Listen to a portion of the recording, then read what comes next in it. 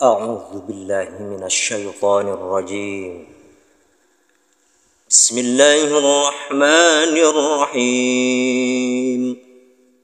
قل هو الله أحد الله الصمد لم يلد ولم يولد ولم يكن له كفوا أحد.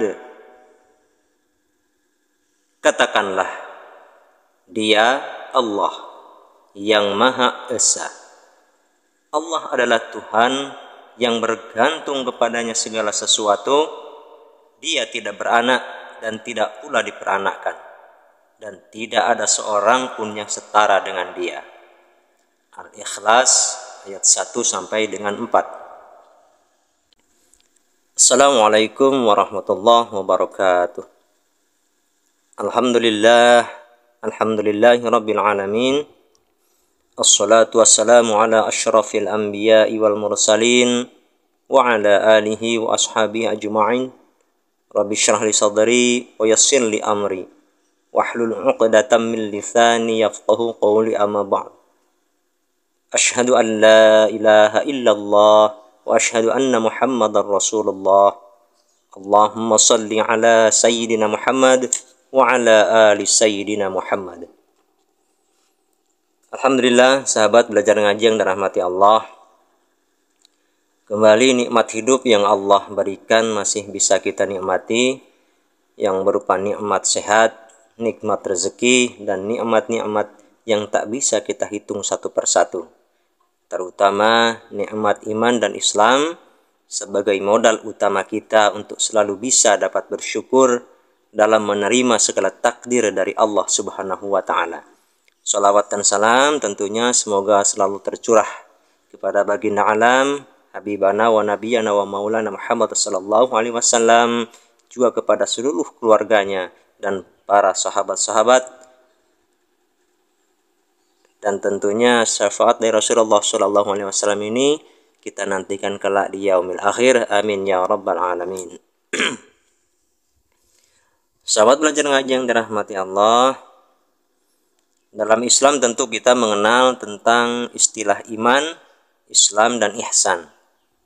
Karena ketiga hal itu merupakan ajaran pokok untuk kita sebagai pemeluk Islam yang bertuhankan Allah, berkitabkan Al-Quran, dan menjadikan Muhammad sallallahu alaihi wasallam sebagai nabi, pengemban risalah untuk menyempurnakan ajaran agama terdahulu yang wajib kita imani dan kita laksanakan semua perintah-perintahnya dan menjauhi segala larang-larangannya sebagai bentuk ketaatan atau ketakwaan kita kepada Allah Subhanahu wa Ta'ala. Ketika berbicara tentang iman, tentu kita akan merujuk kepada rukun iman yang 6. Iman kepada Allah, iman kepada malaikat-malaikat Allah, iman kepada kitab-kitab Allah, iman kepada rasul-rasul Allah, dan iman kepada hari kiamat, juga iman kepada qada dan qadarnya Allah Subhanahu wa Ta'ala. Kemudian jika kita bicara tentang Islam, tentunya kita tak bisa lepas dari rukun Islam yang 5, yaitu syahadat, salat, puasa, zakat, dan menunaikan ibadah haji. Iman adalah pekerjaan atau amaliyah batiniyah kita, sedangkan Islam adalah amaliyah zahiriyah kita sebagai bentuk rasa syukur atas segala nikmat yang Allah berikan, sebagai bentuk penghambaan diri kepada Sang Khalik, Sang pemilik kehidupan kita ini. Sedangkan ihsan adalah sebagai pembungkus atau pakaian daripada iman dan Islam kita. Dengan ihsan kita akan mampu berakhlak dalam ibadah yang berhubungan langsung dengan Allah atau hablum minallah, dan juga yang berhubungan langsung dengan manusia, hablum minan nas. Ketiga faktor ini tentu tidak akan bisa kita lepaskan atau kita pisah-pisah, harus menjadi satu. Maka mari kita lihat isi dari kandungan suratul Fatihah. Suratul Fatihah ini disebut dengan Ummul Kitab karena dari seluruh isi Al-Quran ini yang terdiri dari 30 juz, 114 surah, dan 6.666 ayat, atau ada juga yang disebut 6.236 ayat, itu semua tertuang di dalam suratul Fatihah ini, maka disebut dengan Ummul Kitab. Itu terdapat dari 3 unsur ajaran tentang iman, tentang Islam, dan juga tentang ihsan. Jika kita bicara tentang iman atau akidah atau tauhid, maka akan ada pada ayat-ayat awal dari suratul Fatihah ini. Bismillahirrahmanirrahim. Ini mengajarkan tentang tauhid rububiyah. Alhamdulillahirabbil alamin. Ini mengajarkan tentang tauhid uluhiyah. Ar-Rahmanir-Rahim. Maliki yaumiddin. Ini mengajarkan tentang tauhid asma wa sifat.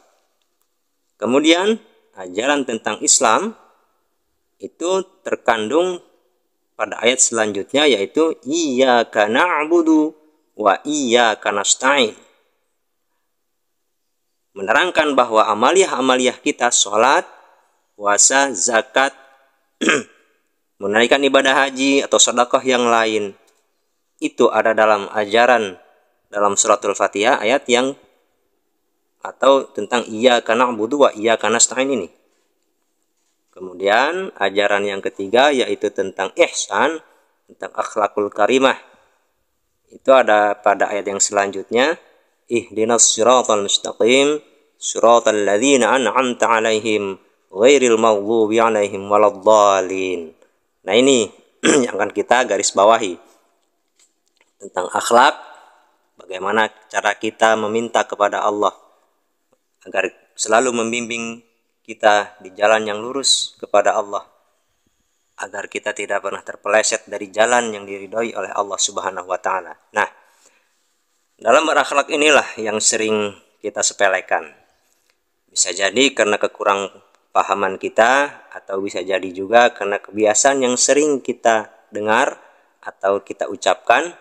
Bahkan ucapan kita itu lebih cenderung akan membawa kita kepada rusaknya nilai keimanan kita kepada Allah Subhanahu wa taala. Sahabat belajar ngaji yang dirahmati Allah, kita akan mengambil satu contoh dari ucapan yang sering kita dengar atau malah sering kita ucapkan nih, yang justru ini akan merusak diri kita nih di hadapan Allah Subhanahu wa taala. Contohnya begini nih. Saat ada yang bertanya kepada kita, orang ataupun sahabat nih, bertanya nih kepada kita nih, Mas, Mbak atau Kak, gimana tentang masa depan kita nih? Kok kayak gini-gini aja begitu pertanyaannya. Kemudian kita menjawab begini, kalau saya sih terserah yang di atas saja, saya hanya bisa pasrah. Nah, jawaban seperti ini nih kayaknya benar, kayaknya pas, seolah-olah dia benar-benar menyerahkan semuanya itu atas takdir Allah begitu. Akan tetapi pada hakikatnya ini salah. Malah justru merusak akidah kita tanpa disadari nih oleh kita nih. Apa sebabnya? Jika yang dimaksud terserah yang di atas itu menunjukkan kepada Allah, maka ingat, Allah berbeda dengan makhluknya. Jika semua makhluk itu butuh tempat dan juga bisa ditunjukkan arah tempatnya di mana, entah di atas, di bawah, di sana dan di sini, maka Allah tidak butuh tempat dan tidak bisa ditunjukkan di arah manapun. Allah adalah zat laisa kamitslihi syai'un, atau zat yang tidak bisa diumpama-umpamakan dengan apapun. Walam yakullahu kufuwan ahad, dan dialah Allah, tidak ada seorang pun yang setara dengan dia.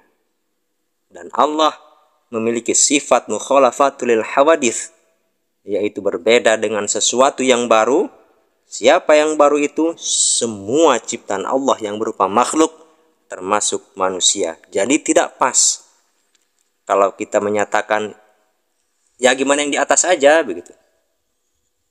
Sepele, akan tetapi ini justru merusak iman kita kepada Allah.